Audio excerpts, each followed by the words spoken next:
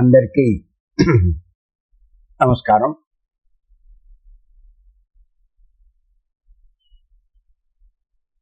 కార్యక్రమం ప్రారంభించే ముందు గురువు గారి బ్రహ్మర్షి పత్రి గారికి ఒక్కసారి మనం ధన్యవాదాలు చెప్పుకుందాం.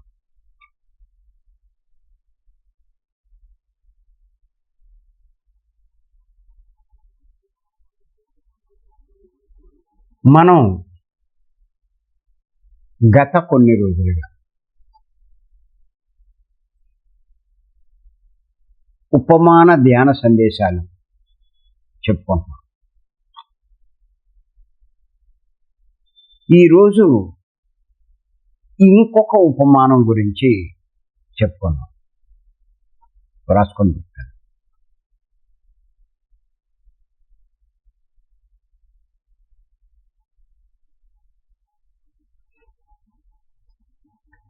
ప్రకృతిలో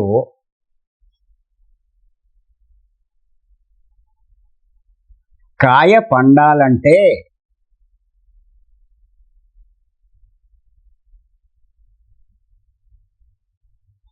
కొంతకాలం పడుతుంది.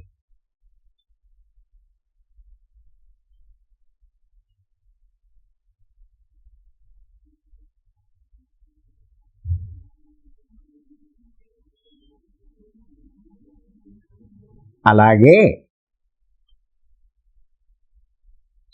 భూమి మీద పురుషుడు అంటే స్త్రీ పురుషులు ఇద్దరు వస్తారు. ప్రకృతి పురుషుడు అన్న సందర్భంలో చెప్పినటువంటి పురుషుడు అనే మాట.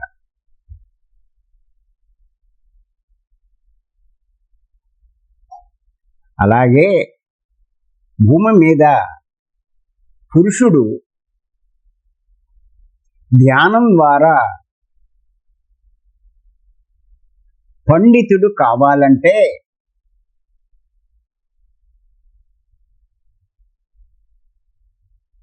కొంతకాలం పడుతుంది.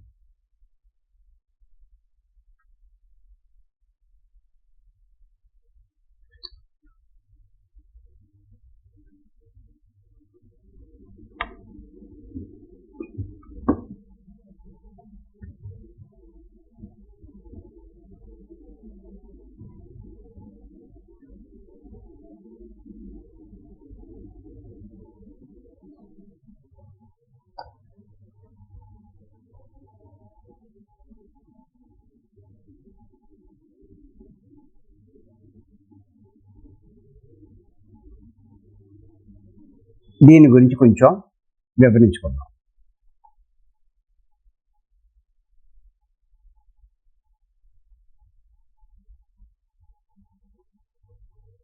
ప్రకృతిలో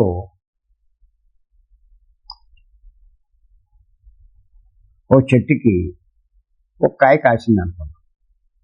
మామిడి చెట్టు, సపోటా చెట్టు, నేరేడు చెట్టు, జామ చెట్టు, ఇలా ఎన్నో చెట్లు ఉన్నాయి. కాయ కాసింది.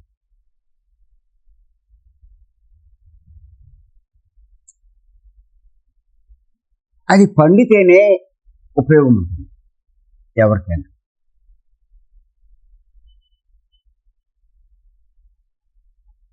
కాయగానే పండిపోతుంది కదా.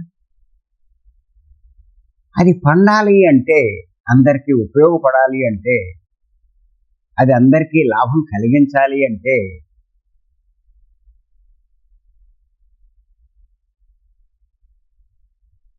కొంచెం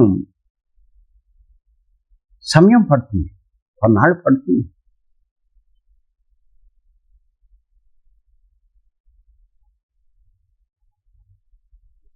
పండితే రెండు రకాల లాభాలు ఉన్నాయి. కాయ పండితే రెండు రకాల లాభాలు.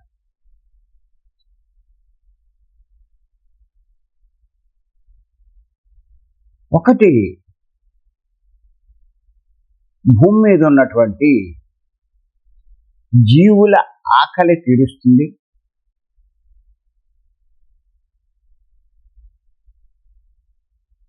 రెండు, దానిలో ఉన్నటువంటి విత్తనం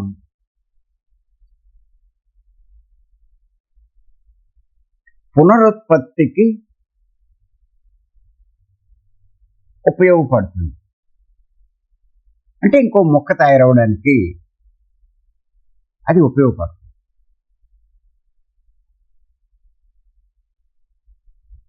మరి కాయగా ఉంటే కొన్ని పళ్ళు, కొన్ని కాయలు తినడానికి పనిచేయవు, పునరుత్పత్తికి పనిచేయవు.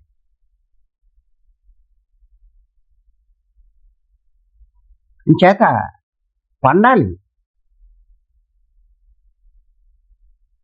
కాయ ఖచ్చితంగా పండాలి.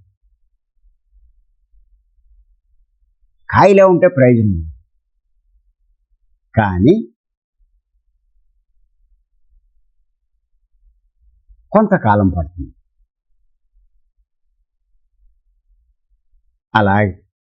అలాగే పురుషుడు అంటే మానవుడు ధ్యానం ద్వారా పండితుడు కావాలి అంటే కొంతకాలం పడుతుంది.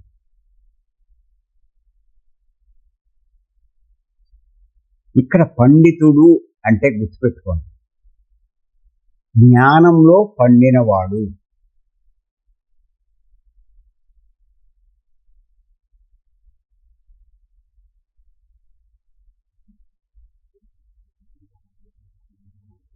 ఇది మనకి భగవద్గీతలో ఈ పండితుడు అనే పదాన్ని కొన్ని శ్లోకాల్లో మనం చూస్తూ ఉంటాం. అంతా ఒకటే అని చెప్పడానికి ఆయన ఒక శ్లోకం ఇచ్చారు. శ్రీకృష్ణ వారు విద్యా వినయ సంపన్నే బ్రాహ్మణే గవికస్తి సుని చైవ స్వపాకైచ పండిత పండిత సమదర్శిన అని. అంటే విద్యా వినయాలు కలిగినటువంటి బ్రాహ్మణుడు, గవి అంటే గోవు ఆవు, హస్తిని అంటే ఏనుగు, సుని అంటే శునకము కుక్క, స్వపాకైచ చండాలుడు, శునక మాంసం తినే చండాలుడు, వీళ్ళందరినీ పండితుడు అంటే వీళ్ళందరినీ ఎవరైతే సమభావంతో చూస్తారో, ఒక్కటే అని తెలుసుకుంటారో వాడే పండితుడు. అంటే జ్ఞానంలో పూర్ణంగా పండినవాడు, పూర్ణ జ్ఞానం పొందినవాడు అని మనం తెలుసుకోవాలి. అది అలా పురుషుడు పండితుడు అవ్వాలనే ధ్యాన మార్గంలోకి వస్తారు. ఈ శ్వాసమే ధ్యానం.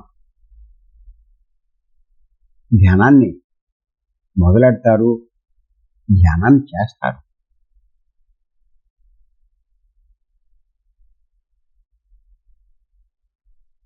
కానీ ధ్యానం మొదలు పెట్టగానే పండితుడు కాలేడు, జ్ఞాని కాగలేడు, పూర్ణ జ్ఞాని కాలేడు. అంతా ఒకటే అనే స్థాయికి చేరుకోలేడు. దానికి కొంతకాలం పడుతుంది. ఇప్పుడు మనమంతా ఆ ప్రయత్నమే చేస్తుంది. పండితులు కావడానికే మనందరము చేసే కృషి, ప్రయత్నం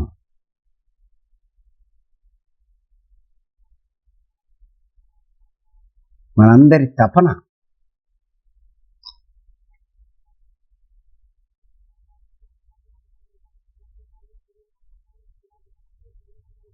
ఎంతో కష్టపడుతున్నాం.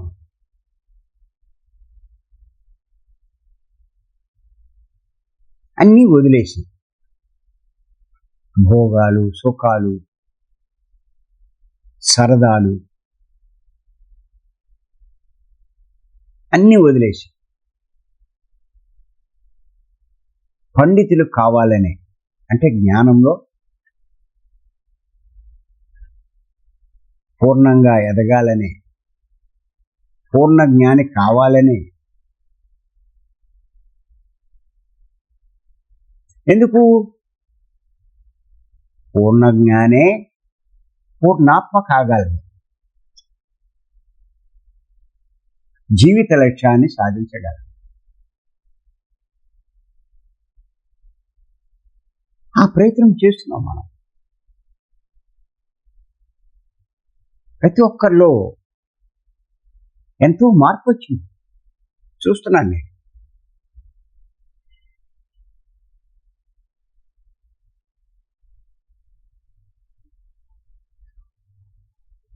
మొదట్లో ఉన్నదానికి ఇప్పుడు చూస్తే చాలా చాలా మార్పు. అదంతా మీ కృషి వల్ల జరిగిన మార్పే. ఎవరికి వారు ఉన్న స్థితి నుంచి ఉన్నత స్థితికి ఎదిగిన వారే మీ స్థాయిలో.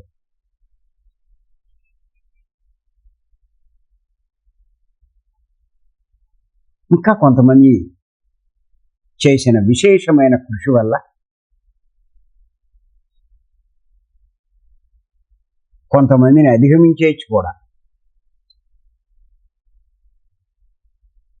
అక్కడ కృషే ముఖ్యం.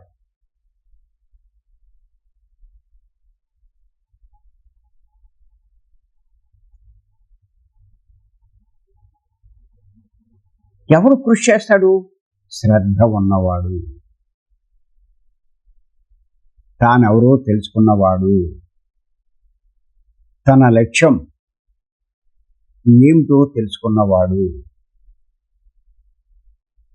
తాను సాధించవలసింది ఏమిటో తెలుసుకున్నవాడు.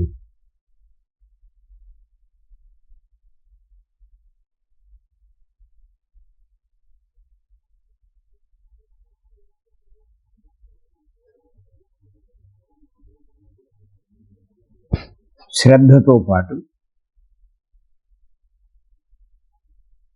బద్ధకం కూడా వదిలినవాడు.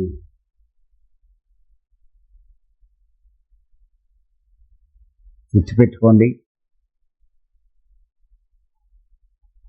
ఇటువంటి మార్గంలోకి వచ్చి ఇంత అద్భుతమైన అవకాశం భీమవరం క్లాసులు కానీ జూమ్ కానీ ఉన్నా కూడా ఉపయోగించుకోలేకపోతున్నారు అంటే బద్ధకమే దానికి కారణం. అందుకే నేను చెప్తాను, బద్ధకమే బద్ధ శత్రువు అని. మీ బద్ధ శత్రువు ఎవరు అంటే బద్ధకం. 4 రోజులు అలవాటు చేసుకోండి. ఎందుకు జాయిన్ కాలేరు జూమ్లో? 4 రోజులే, తర్వాత ఆత్మే మిమ్మల్ని చెప్తుంది.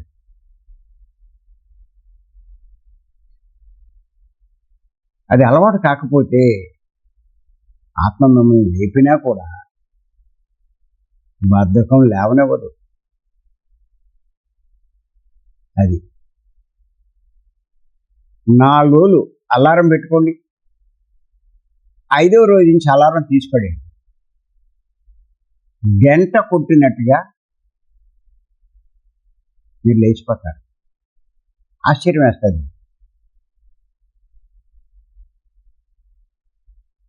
అంచేత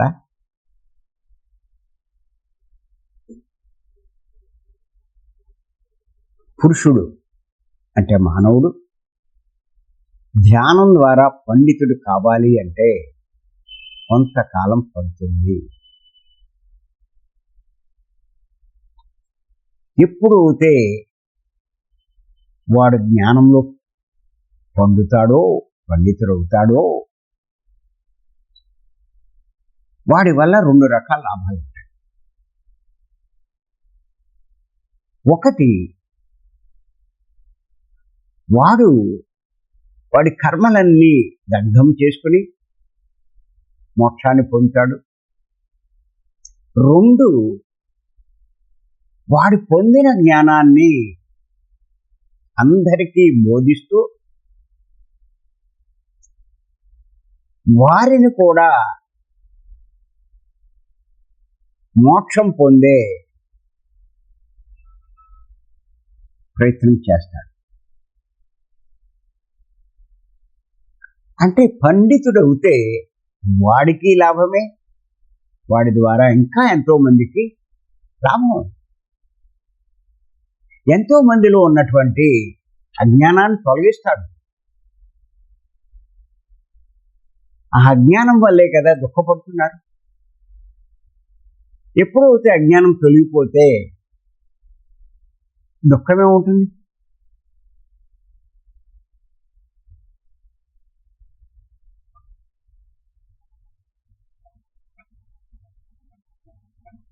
తను పొందింది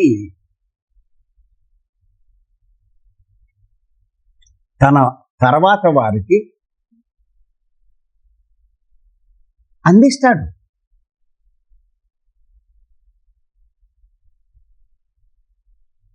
ఇది సృష్టి ధర్మం అండి. ఏదైనా సరే సృష్టిలో సృష్టి చేయబడింది ఏదైనా సరే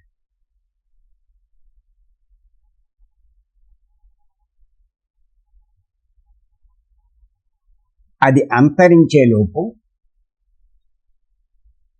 ఇంకొక దాన్ని ఉత్పత్తి చేసి అంతరిస్తారు.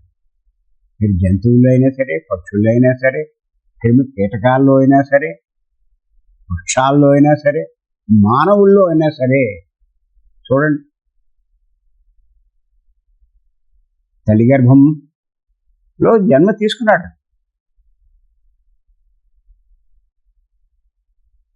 తీసుకుని మోక్షం పొంది వెళ్ళిపోతాడు.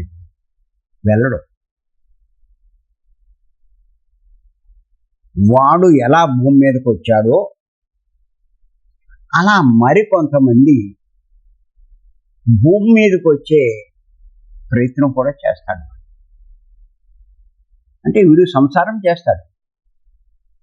భార్య అయితే భర్తను పొందుతుంది, భర్త భార్యను పొందుతాడు. ఇద్దరూ కలిసి కొంతమంది పిల్లల్ని ఉత్పత్తి చేసి వీళ్ళు పని పూర్తి చేసుకుని నిష్క్రమిస్తారు. అంచేత ఎప్పుడు చూసినా భూమి మీద జనం అలా ఉంటూనే ఉంటారు. కానీ కాస్త గమనిస్తే పుట్టేవాళ్ళు పుడుతున్నారు, పోయేవాళ్ళు పోతున్నారు. మీ పెరట్లో చూడండి, ఎన్ని మొక్కలు వేస్తారు, కాయగూరలు వేస్తారు, పువ్వులు వేస్తారు. ఆ పూత అయిపోయాక, ఆ కాయలు కాసేసాక అందులో కొన్ని కాయలు మీరు విత్తనాలుగా ఉంచుకుంటారు. అవి మళ్ళా విత్తనాలు వేస్తే మళ్ళా మొలకలు వస్తాయి, మొక్కలు వస్తాయి.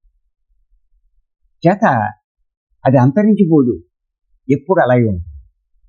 అందుకే ఈ సృష్టి కోటాను కోట్ల సంవత్సరాల నుంచి అలా కొనసాగుతూనే ఉంది.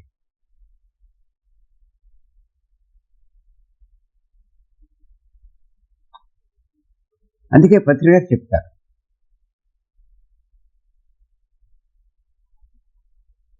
ఏది శాశ్వతం కాదు, అలాగే మార్పు అన్నది సహజం.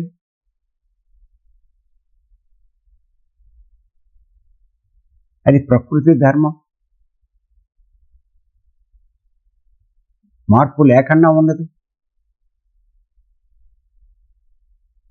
మీ శరీరం మారిందా లేదా, మీ వయసు మారిందా లేదా,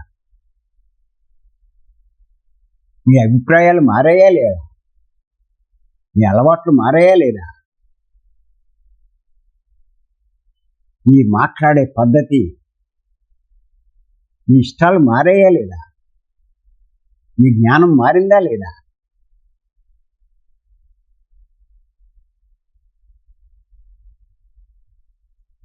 అంచేత మార్పు అన్నది సాధ్యము. ఎంత అద్భుతమైన మాట్లాడి పత్రి గారు చెప్పింది.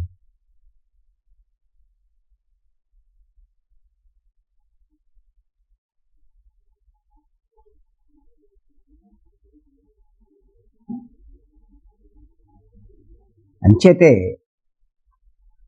భార్యాభర్తల సంగమం అన్నది సృష్టిలో ఉన్న సహజమైన కార్యమే కానీ అది తప్పుడు కార్యక్రమం కాదు, తప్పు పని కాదు. భార్యాభర్తల సంగమం అన్నది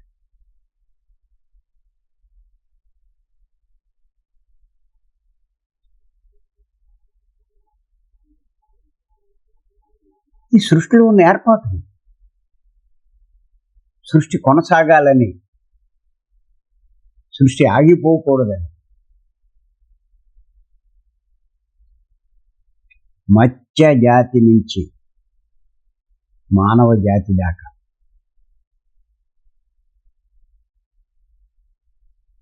ఏ జాతిని తీసుకున్నా, ఏ జీవిని తీసుకున్నా ఇది మనం గమనిస్తూనే ఉంటాం.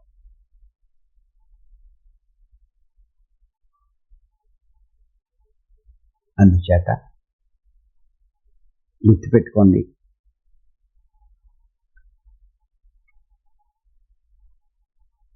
ప్రకృతిలో కాయ పండాలి అంటే కొంతకాలం పడుతుంది. అలాగే భూమి మీద పురుషుడు ధ్యానం ద్వారా పండితుడు కావాలంటే, అంటే జ్ఞానంలో పరాకాష్ఠలు చేరాలంటే కొంతకాలం పడుతుంది. మరి మనమంతా ఆ పనే చేస్తుంది, జ్ఞానం పొందే ప్రయత్నమే చేస్తుంది. మరి ఎంత అద్భుతమైనటువంటి ఉపమానం అండి ఇది.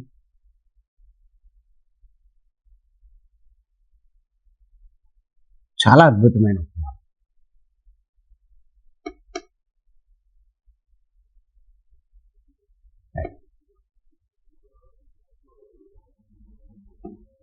ఈ అవకాశం ఇచ్చిన మీ అందరికీ ధన్యవాదాలు.